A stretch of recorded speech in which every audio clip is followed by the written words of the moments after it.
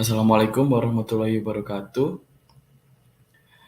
Selamat pagi, teman-teman mahasiswa semuanya. Pagi ini materi kita yaitu ruang lingkup tentang teknik bioenergi. Apa itu bioenergi? Baiklah, langsung saja.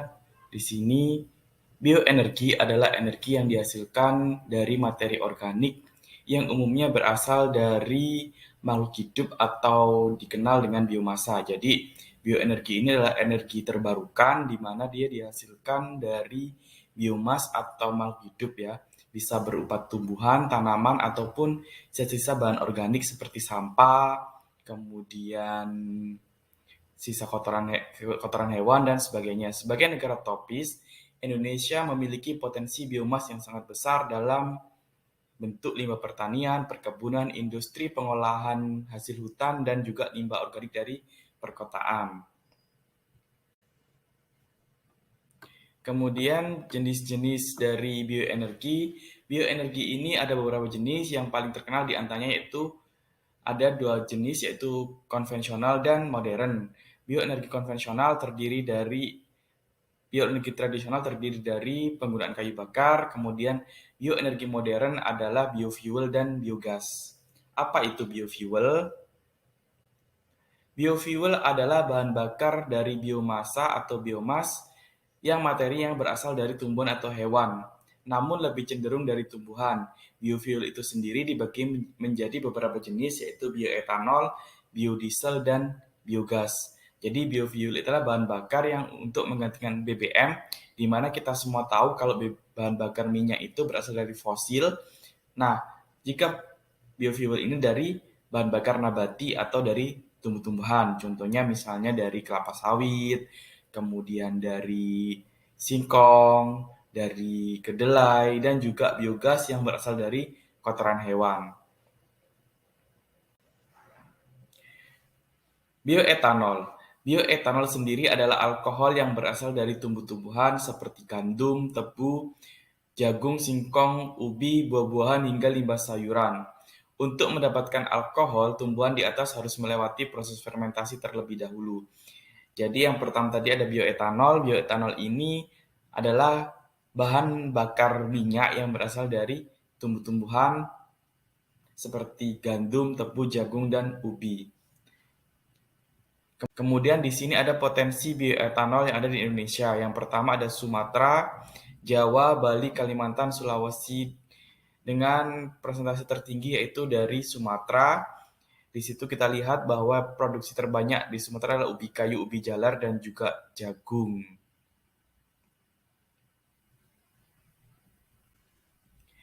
Biodiesel. Biodiesel adalah bahan bakar yang terbuat dari minyak kedelai, minyak rapeseed sejenis bunga, rapeseed, ya, kemudian minyak buah jarak, hingga juga bunga matahari.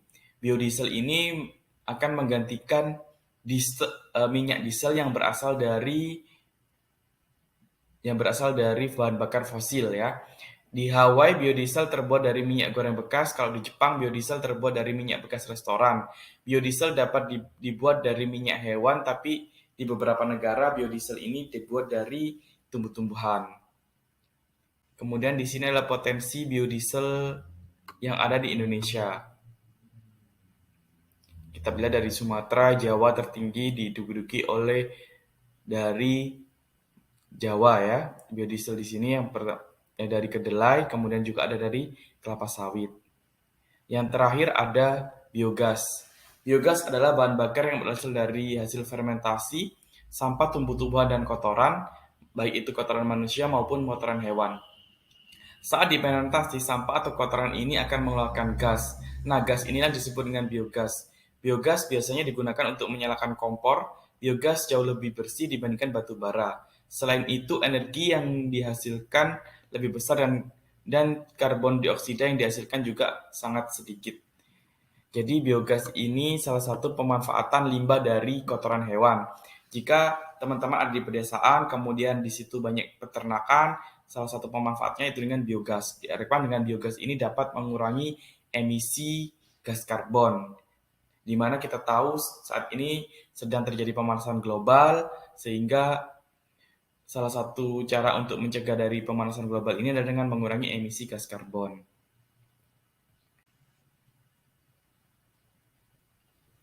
Nah, apakah manfaat biofuel itu?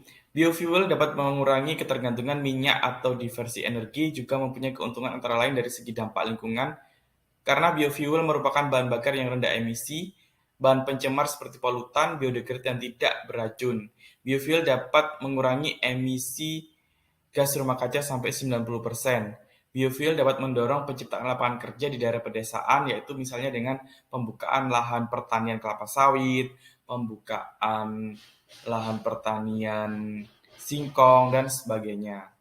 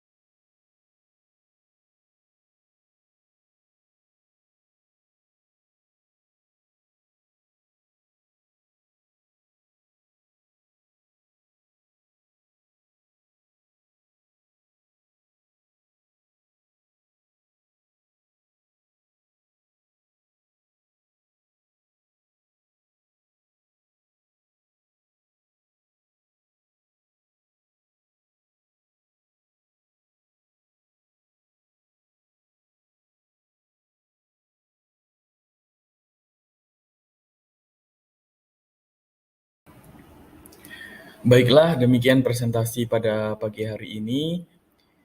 Untuk lebih jelasnya, silakan lihat di LMS untuk tugas maupun materi sudah share semua di situ. Silakan dikerjakan tugasnya. Kita ketemu lagi pada pertemuan selanjutnya. Saya akhiri, wassalamualaikum warahmatullahi wabarakatuh.